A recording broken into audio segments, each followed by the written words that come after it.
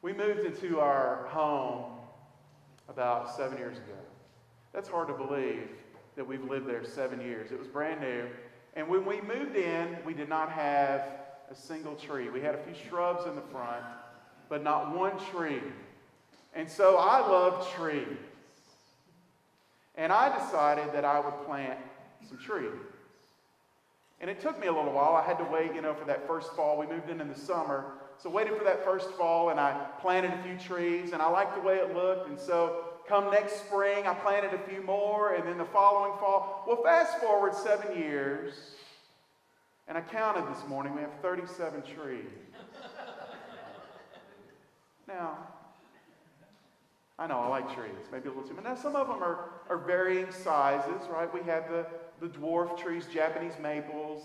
We have the taller trees like the oaks and the red maples kind of in the back around the perimeter. And I have some other decorative trees like crepe myrtles and arborvitae, but they're all trees, okay?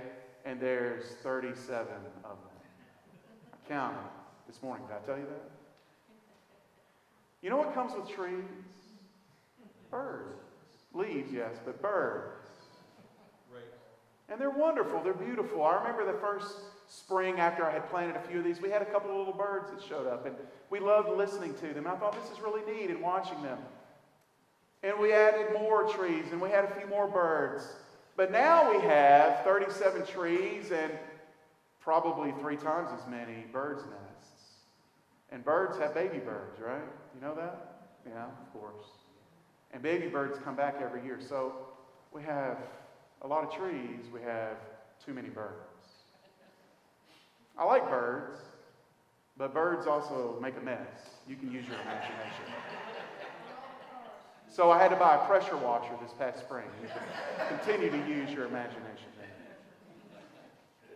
It's wonderful. It's wonderful in a way to watch them because you see a work of nature. Remember what Jesus said. He said, I tell you, don't worry about your life, what you will eat, or what you will drink, or your body, what you will wear. Look at the birds of the air. Remember him saying that? Well, Jesus, if you want to know where all the birds of the air are, they're at 1534 Eden Rose Place. And they're making quite a mess as we speak. He didn't say anything about that. But he said, don't worry. Look at the birds. We worry about life, don't we?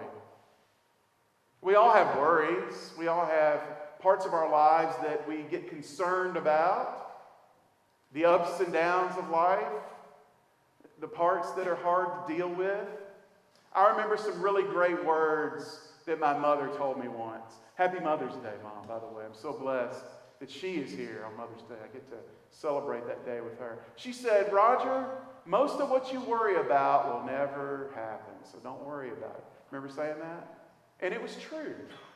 Most of what I have worried about in life has never happened. And there's another part of that that's also true. Most of the things that I never thought to worry about happened. You know what I mean? The parts of life that we worry about are probably not going to happen. And the difficulties that we face in life, and we have them, are probably things that we won't even know are coming until they happen. I mean, I had no idea that I was going to blow out my knee playing high school football. If I'd have known that, do you think I would have continued to play? Knowing that at 45 it still hurts and I limp and I worry about it? No, probably not. Probably not.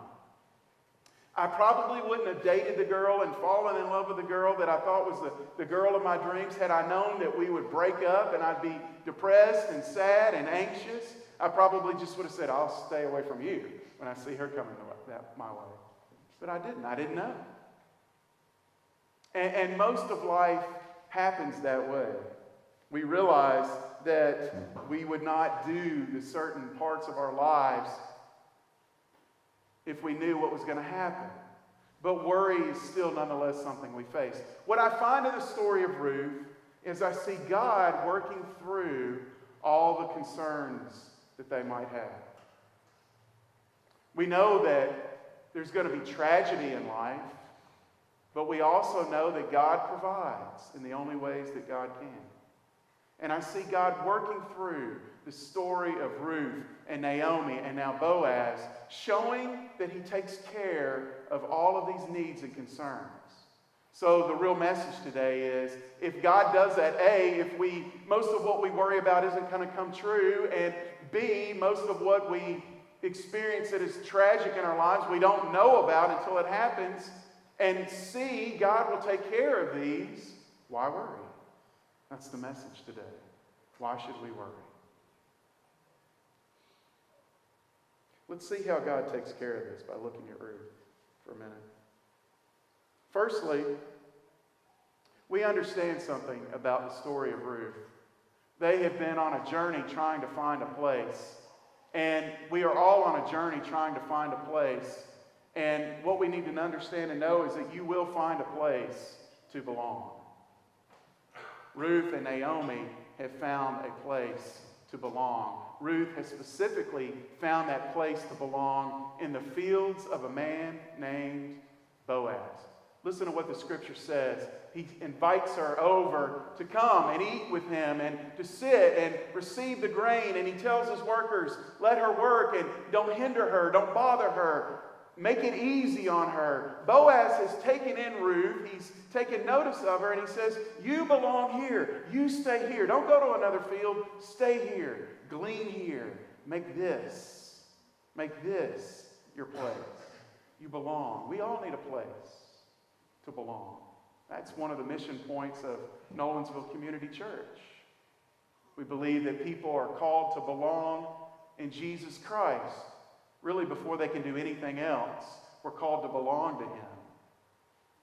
I think about how difficult it is for a young person to start maybe a new school. And to go in that first day of a new school and not know anybody and wonder, how in the world am I going to make this happen? Who am I going to sit at lunch with? And who am I going to interact with? How am I going to be able to handle this change, this newness? I met my best friend in the second semester of 8th grade. He was scared to death. He put on a really good front.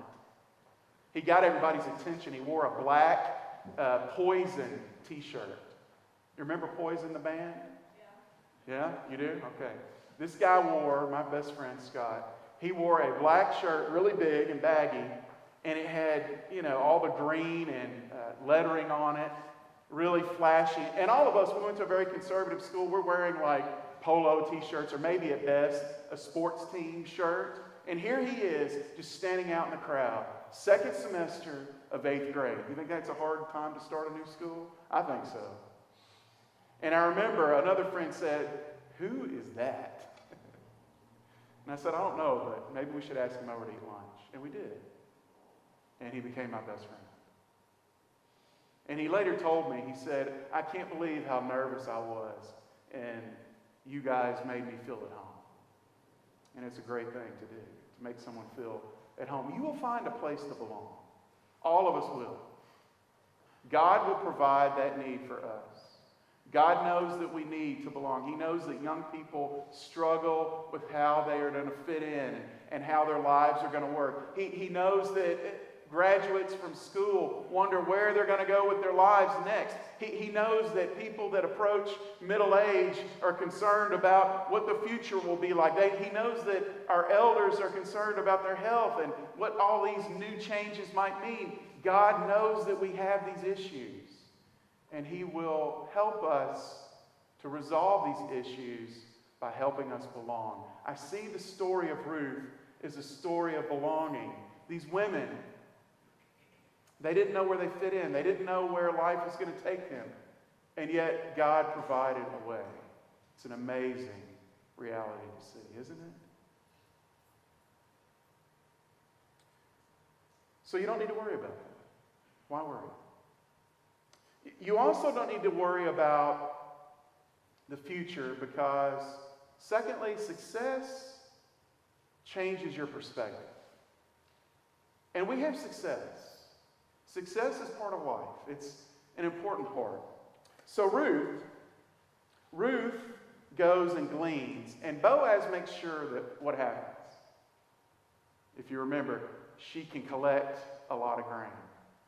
He tells his men, hey, let her glean among the sheaves. What that means is they would stack the grain up. The sheaves, among the sheaves were these stacks of grain, barley in this passage, a barley harvest. And in between those sheaves, those stacks would be pieces of grain.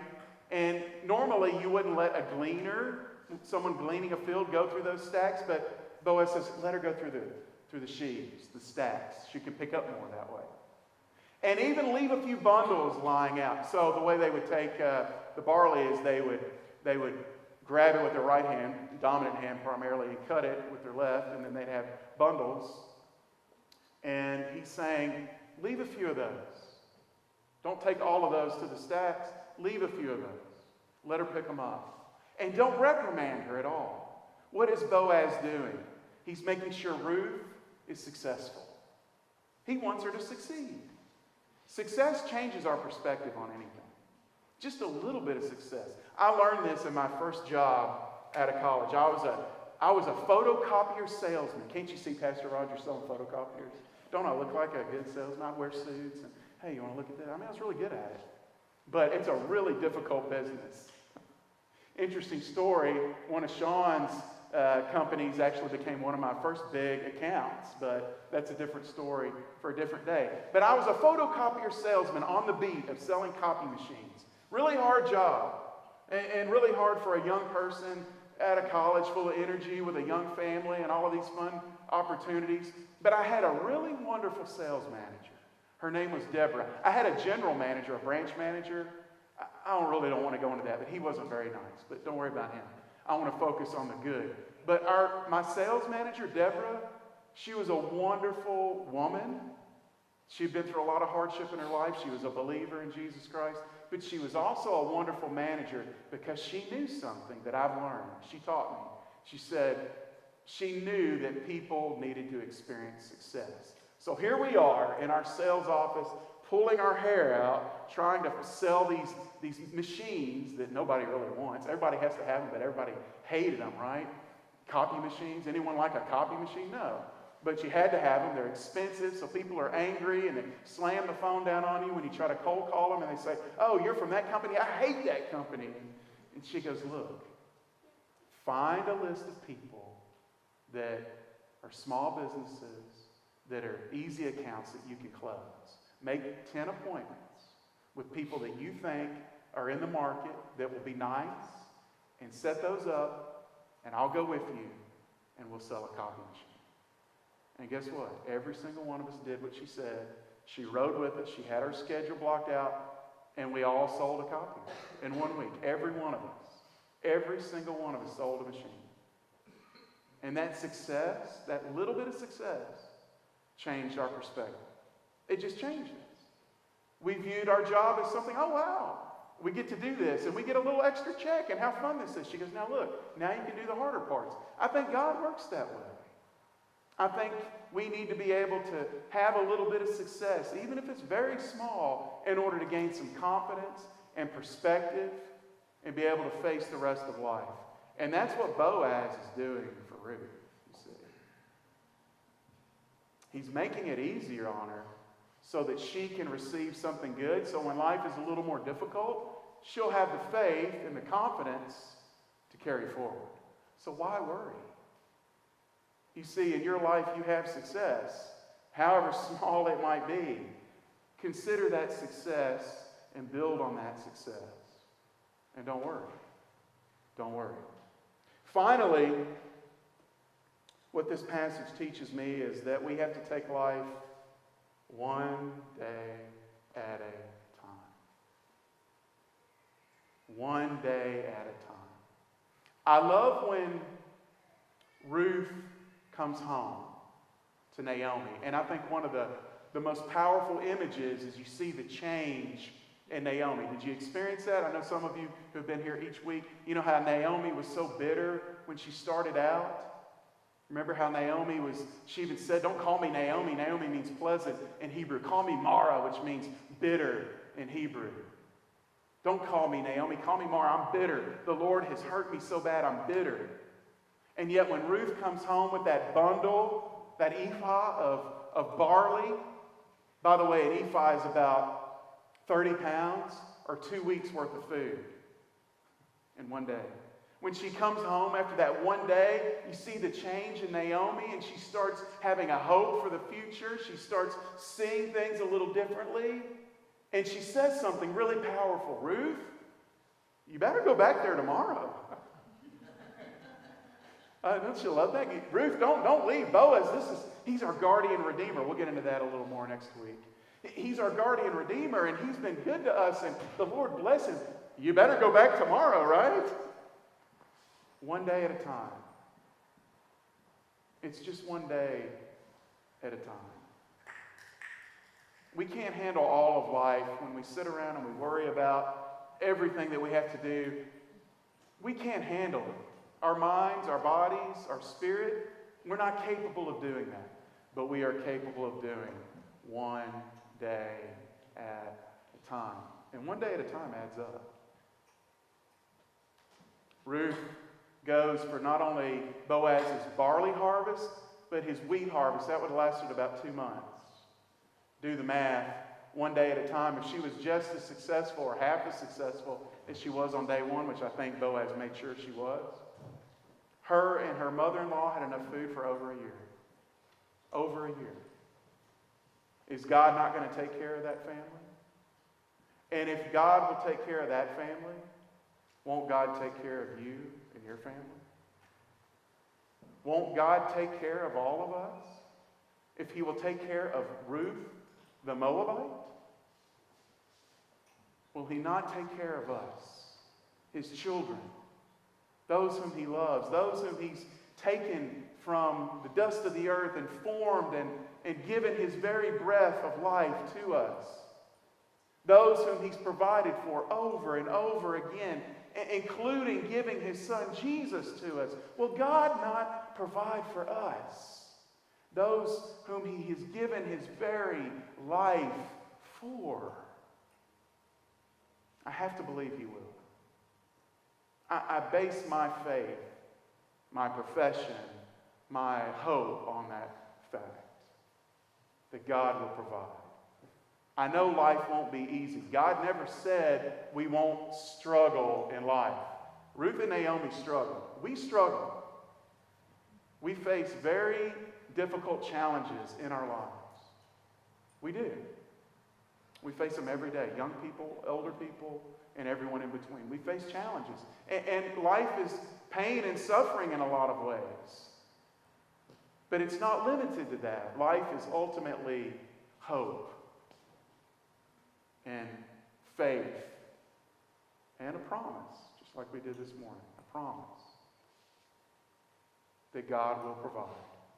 That God will see us through. That God will take care of us. You see, Jesus was right. Why do you worry? Why do you obsess over these little things? Just look at the birds. I mean, if you want to look at them, come to my house. I'll show you a few. Why do you worry? Why do you spend your time with this? Seek first the kingdom of God and his righteousness, said Jesus. Seek that, and everything else will be added unto you. If we seek him, if we place our faith in him, if we trust him. And so then, with that in mind, what have we got to worry about? What do you think? Nothing. So why worry?